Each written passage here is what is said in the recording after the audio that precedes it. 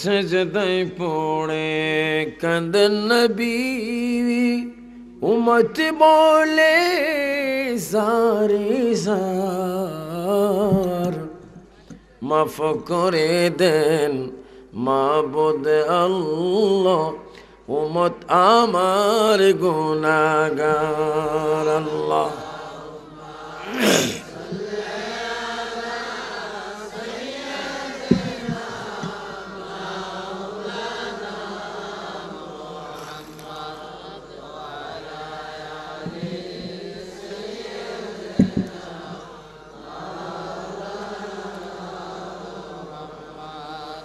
জিবরাইল আসিয়া বলে নবীজি গো কাঁদবেন না আল্লাহ তাআলা আপনার কান্দন আর সহিতে পারে না আল্লাহ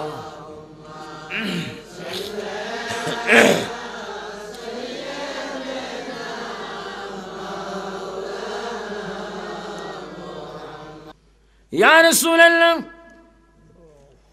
আমার বাড়ি সিদরাতুল মুনতাহা ওই সিদরা সেখানে একটা বড় কুল গাছ একটা বড় গাছ মুনতাহা মানে জায়গার নাম সিদরা মানে বড় বড় বড়ি দিগিরির চাইতে বড় বড় বগি সেইখানে আমি থাকি ইয়া রাসূলুল্লাহ আমার সামনে টক টক টক টক করে কিছু আওয়াজ আসে ওই আওয়াজগুলি আমি বিলম্ব না করে আপনার কাছে আমি নিয়ে আসি হয় মক্কায় হয় মদিনায় ইয়া রাসূলুল্লাহ আমি বড় আশ্চর্য এই দেখি আপনার কাছে এনে দিলাম কি আপনার কাছে পৌঁছে দিলাম আমি বুঝি না কিন্তু আপনার কাছে বলা মাত্র আপনি বলেন জিবরাইল বলতে থাকো আমি বুঝিয়ে গিয়েছি আমার বুঝতে কোনো কষ্ট হয় না জোরে বলুন সুবহানাল্লাহ কোরআন কত উদ্দে বাড়ে লৌহে মাহফুজ আমার নবী ওই মুহূর্তে বলেন ইয়া আখি জিবরাইল ও ভাই জিবরাইল আপনি কি আল্লাহ দেখবেন আপনি কি আল্লাহ দেখবেন জিবরাইল আমিন আমার নবীর দুই কদম মুবারক জড়াই ধরলেন ইয়া রাসূলুল্লাহ ইয়া হাবিবাল্লাহ কোন নবী কোন রসুল আমি সমস্ত নবী রসুলের কাছে এসেছি আমি আদম থেকে ঈসা নবী পর্যন্ত আমি ওহী নিয়েছি কেউ কোনোদিন আমাকে প্রশ্ন করে নেই হুজুর আপনি যখন আমাকে প্রশ্ন করেছেন আল্লাহ দেখবে কিনা আমি আপনার কদম মোবারক ধরলাম যতক্ষণ আল্লাহ না দেখাবেন আমি সিদরাতুল মুনতাহায় যাব না জোরে বলুন সুবহানাল্লাহ আল্লাহু আকবার আল্লাহ কয়জন আরো জন কয়জন বলেন আল্লাহু ওয়াহিদুন আরো জন বলেন আল্লাহু ওয়াহিদুন আল্লাহ এক তার সাথে কোনো শরীক নেই কয় আল্লাহ এক আল্লাহ এক আল্লাহ এক আল্লাহ জিবরাইল ধরছে আমাদের দেশে কেউ যদি কোনো অসুবিধায় পড়ে যায় আর বিচার যদি হবে সকালে রাত্রে আসে স্যার যদি একটু দয়া না করে ও স্যার শাস্তি দিল 1 সপ্তাহ 5 মাস দিলে মরি যাইব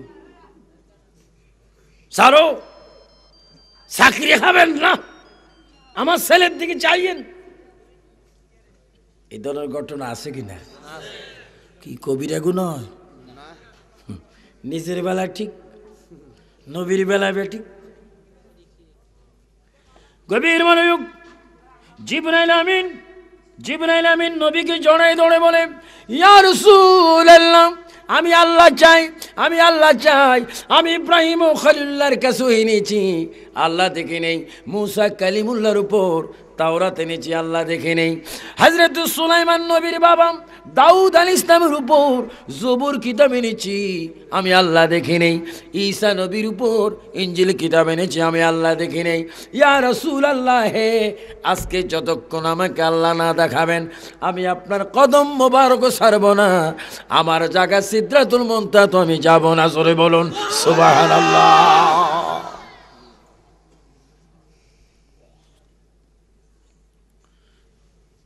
বাচ্চারা যখন কাঁদে মা বলে আর কাঁদিস না, থাক থাক, বাবা উঠ। বিয়ে করতে যায় মায়ের পায়ে সালাম দেয়, বাবা কাঁদিস না, যে আমার দোয়া আছে তোর সাথে।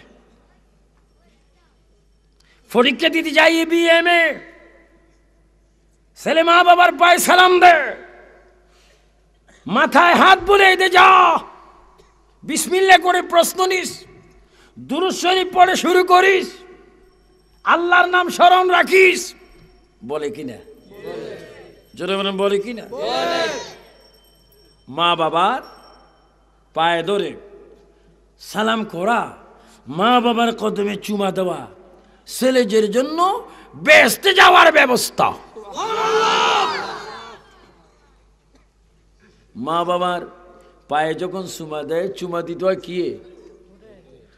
আঙ্গুল দি কোনো চুমা হয়নি, কোয়াল দি, কান দি।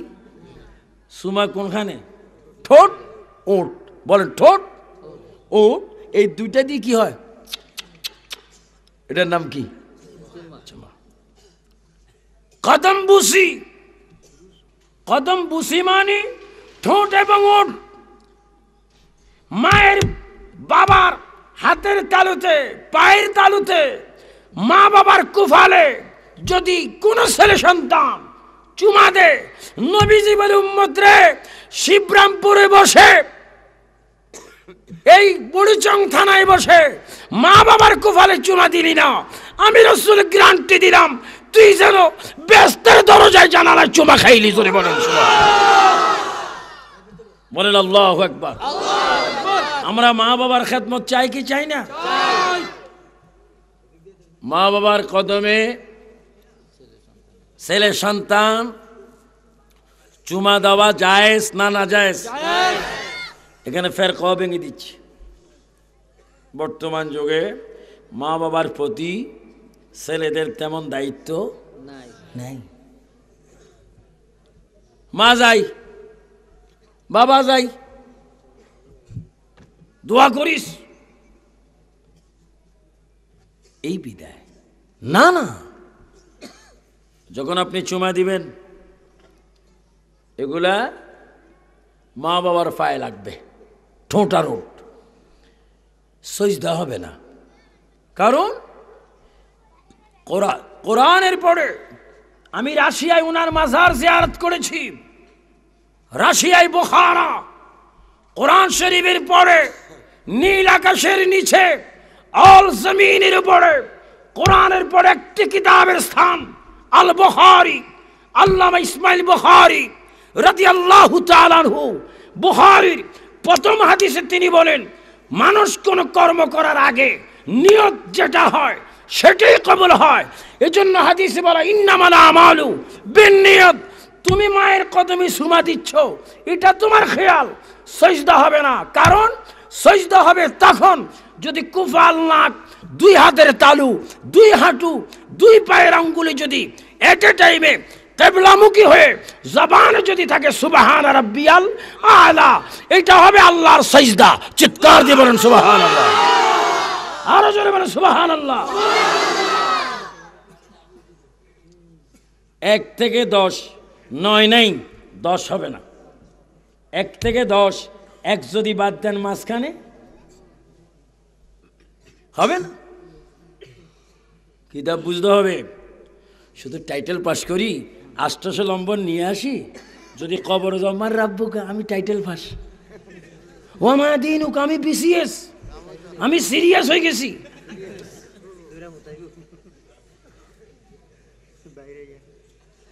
আমার যদি প্রশ্ন করে মার রাব্বুকা 24টা রাষ্ট্র করছি, ওমা দিনুকা 19 বার হজ করছি, ওমা দিনুকা লক্ষাধিক নবীদের জিয়ারত করছি।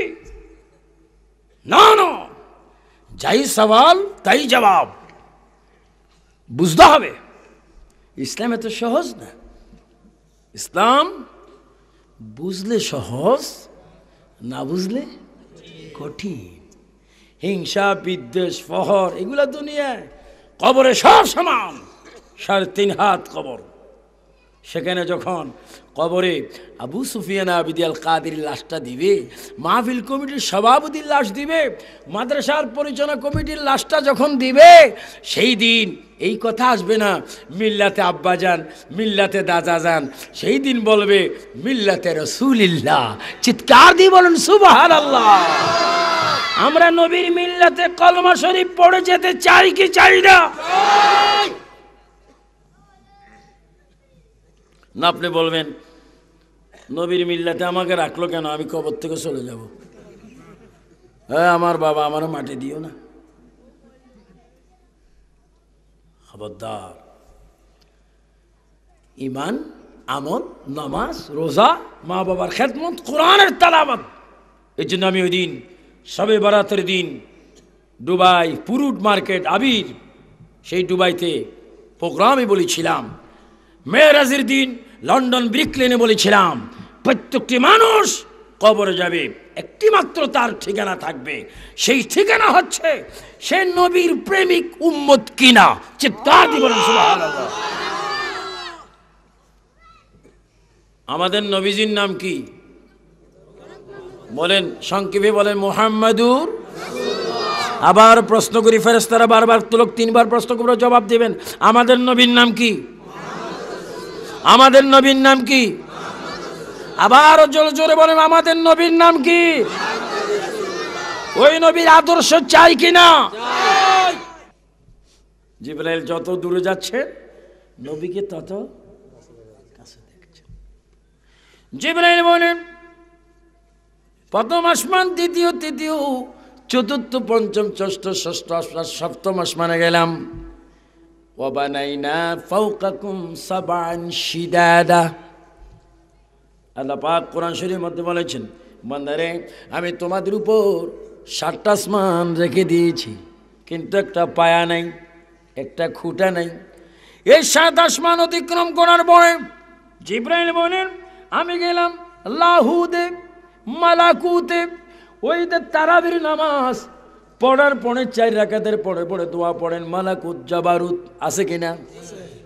ইমাম সাহেবরা বেশি জানবেন আমার থেকে, কারণ আপনার ইমাম সাহেব আপনাদের যত আমি মাথায় রাখি, যদি ইমাম সাহেবের ইমান থাকে তার যত আমি মাথায় নেব।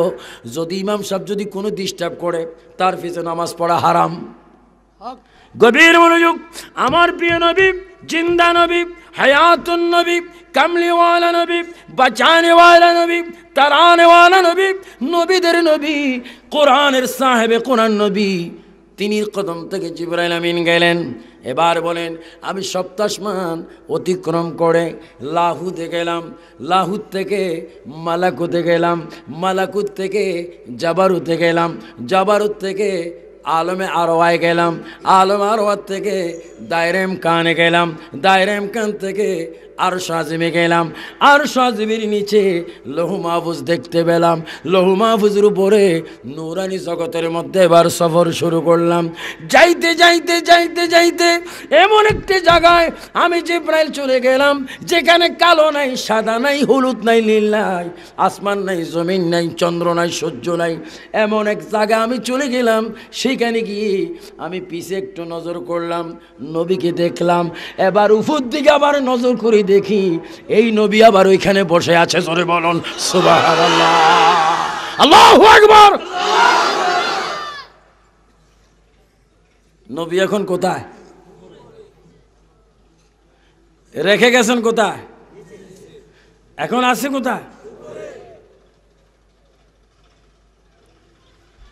জিবরাইল ইসলাম বলে, আসলাম কেন, দেখলাম কি?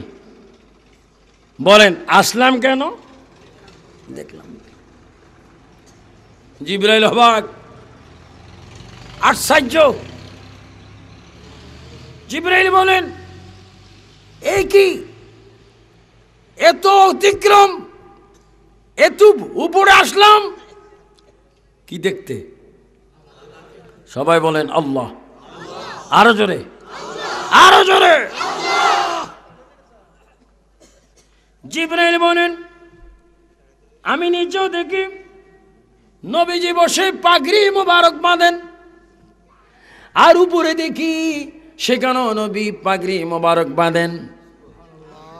এখন জিবরাইল আশ্চর্য হয়ে গেলেন, ভাই এদিকেও নবী দেখি, ওইদিকে নবী দেখি। এবার সোজাসুজি জিবরাইল ইসলাম আবার আমার নবীর কাছে আসলেন, ইয়া রাসূলুল্লাহ, পাঠাইলেন আল্লাহ দেখার জন্য, কিন্তু সেখানেও কি আপনাকে দেখলাম, এখানেও আপনাকে দেখলাম। আমার নবী বলেন, ও জিবরাইল, তুমি কি আয়াত আনো নেই? আতিউল্লাহ, বলেন আতিউল্লাহ ওয়া আতিউর রাসূল, এই আয়াত তুমি আমার কাছে এনেছো? হয় এনেছি। ও জিবরাইল শোনো, তোমাকে আমি বলছি, আনা আনা মান রানি মান রানি। আমি বারবার বলছি, হাদিসটা যেন বারবার ক্যাসেট হয়। কেউ যদি আমাকে ধরতে চান যেন আমারে ধরতে পারে, ছুটতে যেন না পারি। আমার ভাইয়েরা, নবীজি বলেন, মান রানি ফাকাদ রাল হাক্কা। ও জিবরাইল, যে আমাকে দেখলো সে নিঃসন্দেহে আমার আল্লাহকে দেখলো। জোরে বলুন সুবহানাল্লাহ, আল্লাহু আকবার।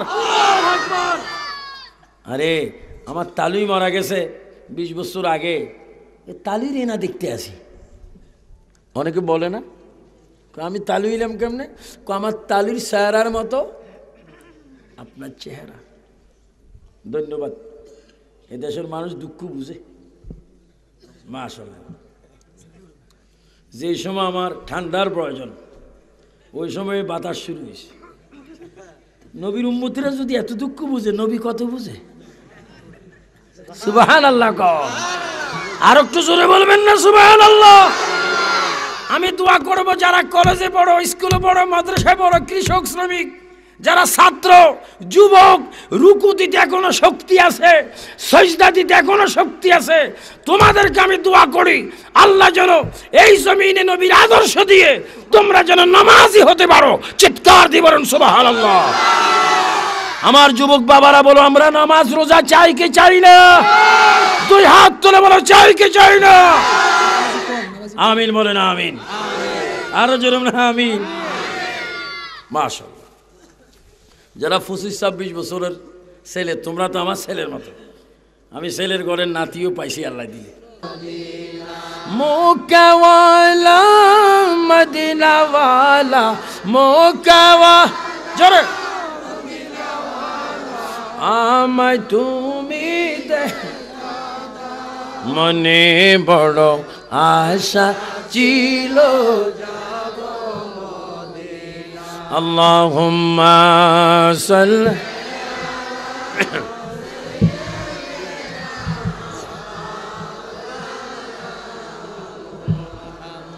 ওয়া আলা আলি।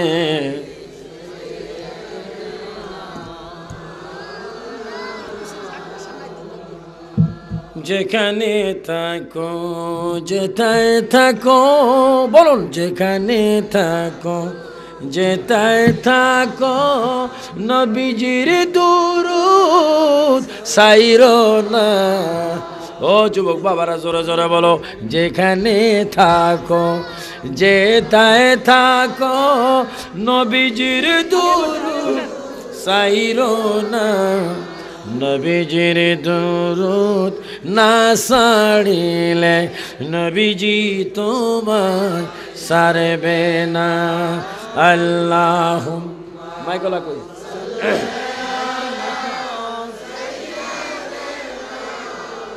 সামান্য আওয়াজ বাড়ান, সামান্য ভিতরে একটু সামনে আসেন সবাই, একটু একটু পিছে জায়গা হচ্ছে না, একটু একটু সামনে। আল্লাহুম্মা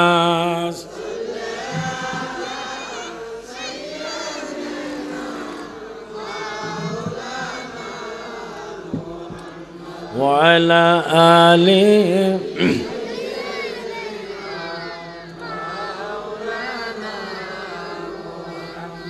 এমন ঘরে শুইবিরে মন, যে ঘরের নাই বিছানা, এমন ঘরে শুইবিরে মন, যে ঘরের নাই ঠিকানা। এই আগের মতো দাও, কারিগরি ভিতরে সব শেষ।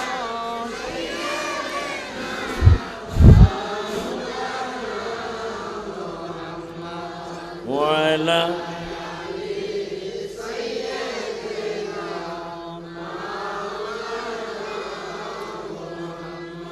আমার নবী বলে, মান রানি ফাকাদ রাআ।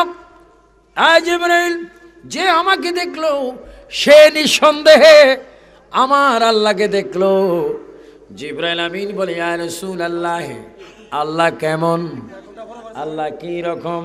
আমার প্রিয় নবী ডাক দিয়ে বলছেন, জিবরাইল রে, যদি তুমি আল্লাহ দেখতে চাও, আনা, উলামায়ে কেরাম শুনুন, ইমাম ভাইরা শুনুন, আমার নবী অবশেষে ফয়সালা দিচ্ছে, আনা মেরাতুল্লাহ। জিবরাইল রে, আমি রসুল হচ্ছি আল্লাহ দেখার আয়না।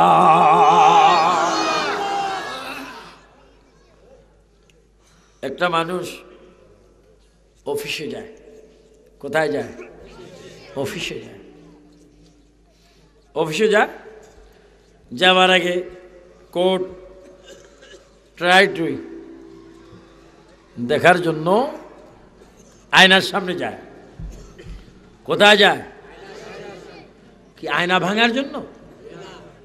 নিজে কেমন সাজলো, নিজকে কি কেমন দেখা, বাহাদুরি দেখার জন্য। আয়না দেখার দোয়া নেই। নবী বলে, আয়না দেখো, 100 বার দেখো, দোয়া পড়ে দেখো, আল্লাহ রে, আমার উপরে যত সুন্দর, আমার ভিতরে এর চাইতে বেশি সুন্দর বানিয়ে দাও। এখন উপরে কিন্তু ফিটফাট, ভিতরে হিংসা। এ আয়না দেখে না। নবী অবশেষে বলছেন, আনা মিরাতুল্লাহ। জিবরাইল, আমি রাসূল হচ্ছি আল্লাহ দেখার আয়না। আগে আমাকে দেখো, আমাকে দেখার স্বাদ মিটলে, আমি যদি খুশি হই, তবে তুমি আল্লাহ দেখবে। এই জন্য একটা ক্লাস রয়েছে, ফানাফি শেখ, ফানাফি শেখ হক্কানি পীর ধরে সবক, ওজিফা, জিকির, তওবা করা। আর পীর যদি রাজি হয়, ফানাফি রসুল, রসুলের কদমে ফানা হও। যদি রসুল যদি খুশি হয়, ফানাফিল্লাহ, তুমি আল্লাহর কাছে চলে যাও। আল্লাহ যদি খুশি হয়, বাকা বিল্লাহ, খোদার জগৎ তোমার পায়ের নিচে এসে যাবে। যেরকম সুবহানাল্লাহ। এগুলো বুঝতে হবে। শুধু হাম মাওলানা হাম, হাদিস আইলে আলিফ লাম, 29 পারার খবর নাই, আমি হচ্ছি মালানা, মোটো কিছু না। এগুলো বুঝতে হবে। কিছু আছে মালানা, আর কিছু আছে মাওলানা। আর আমরা দুরূদ শরীফে বলি, আল্লাহুম্মা সাল্লি আলা সাইয়্যিদিনা মাওলানা। টাইটেল ফাঁস করার পরে কি? আর আল্লাহ কোরআনে বলেন কি, আনতা মাওলানা ফানসুরনা আলাল কওমিল। আল্লাহ তো বলে আনতা, আনতা মাওলানা, আল্লাহ তুমি মাওলানা। কুমিল্লা আলিয়া টাইটেল পরীক্ষা দিস, আল্লাহ মাওলানা, নবীও মাওলানা, মুহাদ্দিস সাহেব আপনিও মাওলানা, সুফিয়ান সাহেব আপনিও কি মাওলানা? না, সব মাওলানা সমান না। আল্লাহ মাওলানার অর্থ হবে তিনি হচ্ছেন খালেক, নবী মাওলানার অর্থ হবে তিনি হচ্ছেন দয়ালু, আর আমি মাওলানার অর্থ হবে গোলাম। চিৎকার দিয়ে বলেন সুবহানাল্লাহ।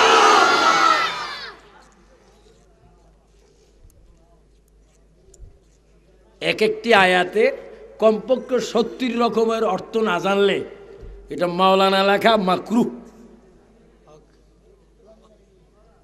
ওয়াটার জল, পানি, আপ, কয় জিনিস? জোরে বলেন, কয় জিনিস? নাম কয়টা? শুধু 4টা নি, আরো আছে না? এই জন্য সারমর্ম বুঝতে হবে। গভীর মনোযোগ। এই কোরআন শরীফ লৌহ মাহফুজের কোরআন, এই কোরআন আমার নবীর উপর নাজিল হলো। আল্লাহ পাক কোরআন সম্পর্কে বলেন, সবাই বলেন জালিকাল, বলেন জালিকাল কিতাবু লা রাইবা ফীহি হুদাল লিল মুত্তাকিন। বল আল্লাহু আকবার। কোরআন শরীফের মধ্যে কোনো সন্দেহ, আমি বলবো সন্দেহ, আপনারা জোরে বলবেন নাই, শয়তান যেন একটা জুতার বাড়ি খায়। আরো জোরে বলেন, কোরআন শরীফে কোনো সন্দেহ। শয়তান বলে আন্না গাল ফাড়াই ফেলছস। শয়তান কোরআন শরীফ মানে না, হাদিস শরীফ, এই জন্য সে শয়তান। বলো, এই জন্য আমি বলবো শিবরামপুরের ভাইয়েরা, বুড়িচং থানার ভাইয়েরা, কি পাড়া, ব্রাহ্মণপাড়ার ভাইয়েরা, এই কসবার ভাইয়েরা, কুমিল্লার ভাইয়েরা, বিভিন্ন এলাকার থেকে আগত ভাইয়েরা নিজ কোরআন শরীফ পড়বেন, অপরকে পড়ার জন্য বলবেন। কারণ কোরআন শরীফ যে যতক্ষণ পড়বে সে যেন ততক্ষণ আল্লাহর সাথে কথা বলবে। আহা,